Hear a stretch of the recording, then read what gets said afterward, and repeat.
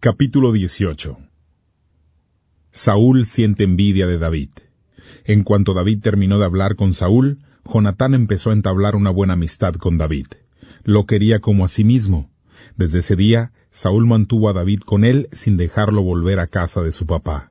Jonatán y David hicieron un pacto porque Jonatán lo quería como a sí mismo. Jonatán se quitó el manto que llevaba y se lo dio a David. También le dio todo su uniforme, hasta su espada, su arco y su cinturón. Saúl envió a David a pelear en muchas batallas, y en todas tenía éxito.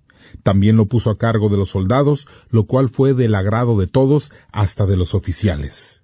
Cuando David regresó de matar al filisteo, las mujeres de los pueblos de Israel salieron cantando y danzando a recibir al rey Saúl. Gritando tocaban panderas y liras, y exclamaban: Saúl mató a miles, pero David mató a 10,000. Eso no le gustó nada a Saúl y se enojó muchísimo. Pensaba: las mujeres le dan crédito a David por unos cuantos miles, solo le falta que le den el reino mismo.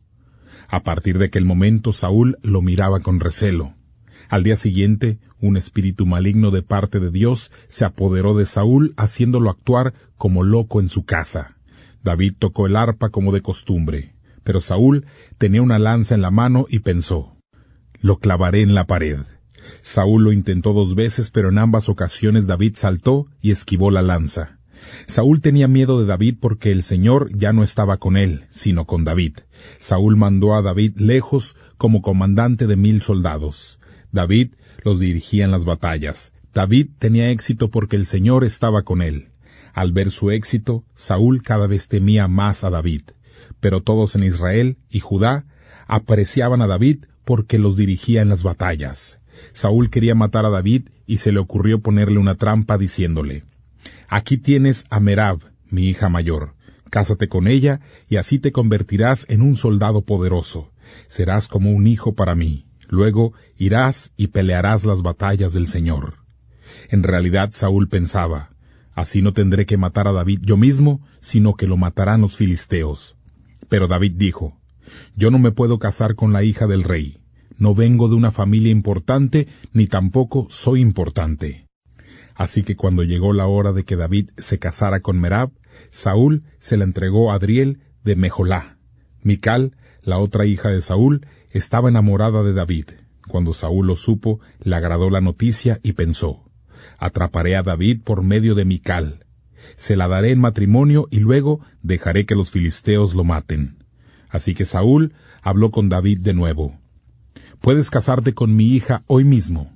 Saúl les ordenó a sus oficiales que hablaran con David en privado y que le dijeran: mira, el rey te aprecia y sus oficiales también. Deberías casarte con su hija. Los oficiales hablaron con David, pero él contestó: ¿creen que es muy fácil ser yerno del rey? Yo no soy más que un hombre común y corriente. Los oficiales le dijeron a Saúl lo que David había dicho. Saúl les dijo: díganle a David que el rey no quiere que pague dinero por su hija.